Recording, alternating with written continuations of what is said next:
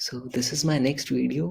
मैंने कभी सोचा नहीं था कि कोई इन्हें देखता भी होगा, क्योंकि the idea was to record my views on these topics, and in the future I can take a look back on how my thinking or my thoughts have evolved with time.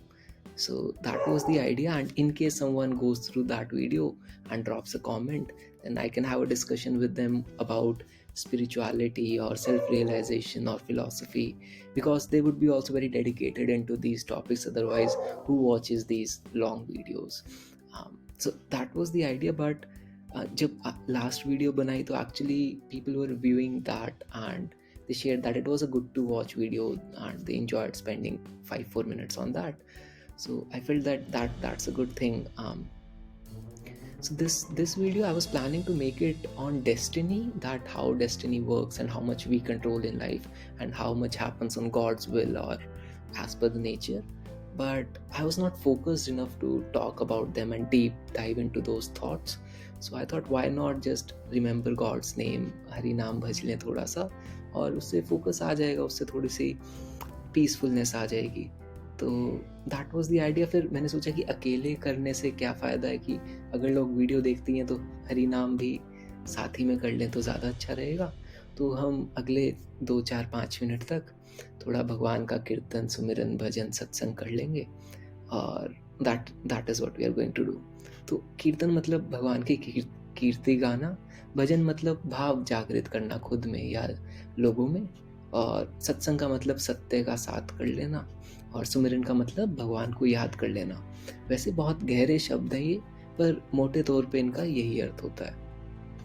और ये सब हम एक कथा के माध्यम से करते हैं. कथा महाभारत के समय की है, जहाँ पे पांडवों को दुर्योधन सभा में बुलाता है द्यूत खेलने के लिए, और वहाँ पे पांडव जो हैं वो गुलाम बन जाते हैं दुर्योधन के, और जिसका फ़ायदा उठाकर दुर्योधन द्रौपदी का चीरहरण करवाना शुरू कर देता है.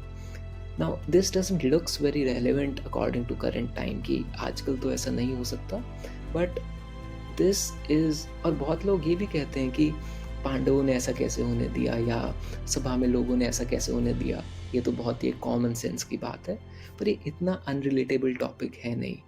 ये टॉपिक हर इंसान अपने जीवन में बहुत बार अनुभव करता है. बहुत बार ऐसे होता है कि जो हमारी 5 इंद्रियाँ हैं, पांडव जो हैं वो 5 इंद्रियों को रिप्रेज़ेंट करते हैं, उनका प्रतिनिधित्व करते हैं.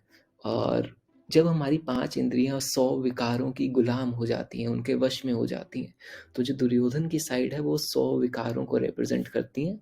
तो हमारी जो चेतना है, हमारा जो आत्मसम्मान है, हमारा जो सोचने का, हमारा जो होने का वो है, हमारा जीवन है, वो उसकी इज्जत जाने लग जाती है. वो कमज़ोर होने लग जाता है, क्षीण होने लग जाता है, और वो एक बंधन के भाव में आ जाता है. उसके ऊपर फोर्सफुली लोग कंट्रोल करने लग जाते हैं. तो और ये हर एक व्यक्ति के साथ होता है, और यही द्रौपदी के साथ हो रहा था वहाँ पे, जब दुशासन उनकी साड़ी खींच रहा था.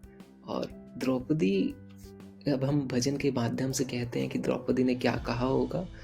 तो द्रौपदी कहती है कि कहाँ जा छिपे हो ओ मेरे कन्हैया, यहाँ लाज मेरी लुटी जा रही है. तो जो द्रौपदी है वो भगवान को याद करती है, वो सुपर कॉन्शियसनेस को याद करती है कि हे भगवान, यहाँ पे मेरी इज्जत जो है वो जा रही है, और आप आके मेरा सहारा बनिए. जिन्होंने अभी तक मेरी सूरत न देखी, देखेंगे नग्न वो आज द्रौपदी को. तो कहने का अर्थ ये है कि जब जो पांडव हैं, जो हमारी इंद्रियां हैं, वो विकारों के वश में थी, तो द्रौपदी जो है वो चीरहरण हो रहा होता है उनका, और वो कहती है कि जिन लोगों ने कभी कॉन्शियसनेस की, अपनी चेतना की सुध ना ली हो, उन्होंने कभी उसकी सूरत ना देखी हो, वो आज मुझे मिट्टी में मिलाने लगे हैं. जिन विकारों का कोई अस्तित्व नहीं है, जिन विकारों के पास कुछ समझ नहीं है, वो गहरी नॉलेज नहीं है, वो मेरी इज्जत लूटने में लगे हैं. और आगे चलती है कथा कि समय आज बदला है, देखो तो कैसे कि वीरों की गर्दन झुकी जा रही है। तो जब भी ऐसा समय आता है जब मन माया में फंस जाता है, तो जो वीर है, वीर क्या है? हमारी कर्म करने की क्षमता। वीर वही होता है जो कर्म कर सके, जो सही गलत का आइडिया लगा सके और फिर सही की तरफ अपने कर्म कर सके। तो जो वीरता है हमारी वो खत्म हो जाती है, उसकी गर्दन झुक जाती है, उसका जो बल है वो टूट जाता है। किए नीचे गर्दन बैठे हैं अर्जुन, यहाँ मेरी साड़ी खींची जा रही है। तो जो अर्जुन है वो इंद्रियों में मन को जो है रिप्रेजेंट करते हैं। मन बहुत ही एक शक्तिशाली इंद्रिय है। जिसका मन वश में होता है, जिसका मन मजबूत होता है, वो किसी भी चीज़ को जीत सकता है। और पर जब मन ही विकारों के वश में हो जाए, जब मन ही गुलाम हो जाए, जब मन अंधकार में आ जाए, सही गलत को देख ना पाए, तो जो हमारी चेतना है उसकी साड़ी खींचने लग जाती है, उसकी जो वो ग्रेस है, उसकी जो एक मर्यादा है वो खोने लग जाती है। और यही उस समय उस सभा में हो रहा था। और जब ऐसी सिचुएशन आ जाए, जब ऐसा हो जाए कि आपका मन ही नहीं जानता क्या करना है, आपके अंदर वीरता खत्म हो जाए और आप गलत रास्तों पर चलने लग जाएं। मन नीचे की ओर देख रहा था, अर्जुन नीचे की ओर देख रहे हैं, तो जब मन नीचता की ओर देखने लग जाए तो कैसे इस सिचुएशन से बाहर निकले? तो द्रौपदी कहती है कि ओ मेरे मोहन, मेरा कोई न भैया, सभा में अगर तुम न आए कन्हैया। तो ऐसे समय में बहुत ही एक सुंदर पंक्ति है, बहुत ही एक ही लाइन है पर बहुत ही सुंदर लाइन है। द्रौपदी कहती है कि मेरा कोई और भैया नहीं है, मेरा और कोई सहारा नहीं है। और वो भैया कह के जो सुपर कॉन्शियसनेस है, जो जो विश्व की चेतना है, जो भगवान है, जो नेचर है, उनको याद करती है और अपने आप को उनसे जोड़ती है कि हे भगवान, मेरा और कोई सहारा नहीं है, और अगर तुम ना आए तो मेरे को कौन रक्षा देगा।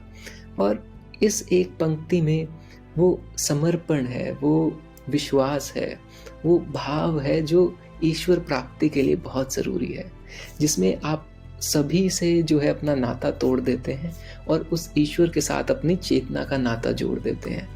क्योंकि जब दुर्योधन या जब दुशासन ने द्रौपदी की साड़ी खींचना शुरू किया, तो द्रौपदी ने पहले अपने बल से रोकने की कोशिश करी कि मैं इसको रोक लूंगी, अपने हाथों से रोकने की कोशिश करी। जब बल ज़्यादा था तो उसने अपने पति से कहा, जो उनके 5 पति थे, उनसे कहा कि देखो ये क्या हो रहा है, बचाओ। जब उन्होंने मदद नहीं करी तो उन्होंने सभा से कहा कि या तुम्हें समझ नहीं है कि क्या सही है और क्या गलत है, तुम देखो तो ये क्या हो रहा है। उन्होंने भी नहीं सुनी। जब कोई नहीं सुनता है तब इंसान जो है उस विश्वास को दृढ़ कर लेता है। जब मुश्किल समय आता है तभी तो इंसान का जो भगवान के प्रति विश्वास है वो मजबूत हो पाता है कि हे भगवान, यहाँ पे कोई भी नहीं है जो मेरा सहारा बन सके, कोई भी इतना मजबूत नहीं है जो सही और गलत को देख सके, जो संभाल सके। तो अगर आप नहीं आए तो फिर कौन आएगा? वो जो एक समर्पण का भाव है, जिसमें वैराग्य है, जिसमें जिसमें एक विश्वास है, वही भाव ईश्वर को जो है बुलाने में या ईश्वर के साथ एक वो कनेक्ट बनाने में हमारी मदद कर सकता है। और फिर उसके बाद सुनी फिर मोहन ने जब द्रौपदी की, उन्हें याद आई अपने वचन की, किए देर पल भरना सभा में विराजे, और दुशासन की ताकत घटी जा रही है। तो जो भगवान थे, जब उन्हें लगा कि किसी ने पुकारा है, तो उनका यही तो एक वचन है कि जब कोई मन से पुकार ले तो उसकी मदद करना तो फिर प्रकृति का कार्य है। मैंने एक वीडियो में कहा था कि जब किसी के पास सिर्फ एक ही इच्छा हो, सिर्फ एक ही इच्छा, तो फिर वो जो ये प्रकृति है वो बाध्य हो जाती है उस इच्छा की पूर्ति के लिए। और वही यहाँ पे हो रहा है कि जब वो एक पूर्ण विश्वास से ईश्वर को पुकारा गया तो बिना देर किए ईश्वर जो है वहाँ पर पहुँच गए। और फिर खींच कर के साड़ी दुशासन है हारा, समझती हूँ भैया इशारा तुम्हारा, कि साड़ी के हर तार में तुम समाए, तभी तो ये साड़ी बढ़ी जा रही है।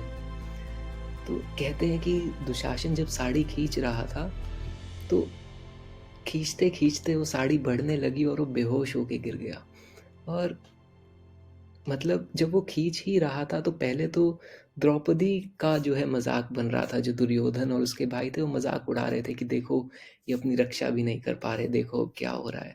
और जैसे ही वो साड़ी बढ़ने लगी तो मजाक दुशासन का बनने लगा कि कितना ही खींच रहा है, उससे एक साड़ी नहीं खींची जा रही और वो थके जा रहा है, उसकी सांस फूले जा रही है। तो ये प्रभु का प्रभाव था। और इसका क्या अर्थ हुआ, जब भी हमारी जो रिस्पेक्ट है, हमारी जो ग्रेस है, वो ऐसा लगे कि वो कम हो रही है इस वजह से कि दुनिया में बुराइयां ज़्यादा हैं, दुनिया में विकार ज़्यादा हैं या माया ज़्यादा है, और हम तब अपने ईश्वर को याद करते हैं, तो एक बात जो निश्चित तौर पे सिद्ध हो जाती है वो ये है कि हमारे आत्मविश्वास की, हमारे ग्रेस की कोई कमी ही नहीं है। वो तो हम अपने अंदर से उत्पन्न कर सकते हैं। वो तो उस ईश्वर की ही देन है, जो हमारी मर्यादा है वो उस ईश्वर की ही देन है।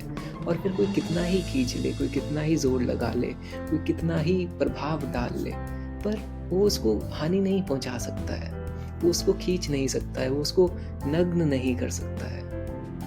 और यही इस कथा का सार था कि साड़ी खींच खींच के दुशासन हार गया, पर वो साड़ी तो खत्म होने का नाम ही नहीं ले रही थी।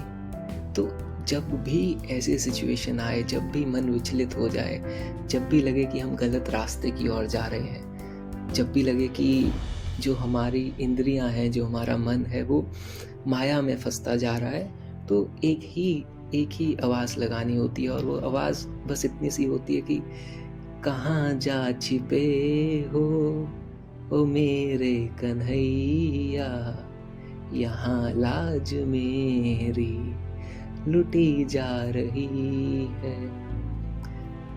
बोलो राधा कृष्ण भगवान की जय। आज के लिए इतना ही।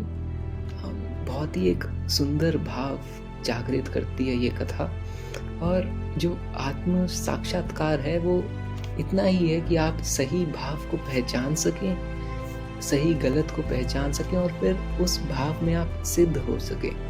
इतना ही कार्य होता है, इतना ही करना होता है। बाकी जितना कॉम्प्लिकेटेड बनाते जाओ उसका कोई इलाज नहीं है, उसका कोई अंत नहीं है।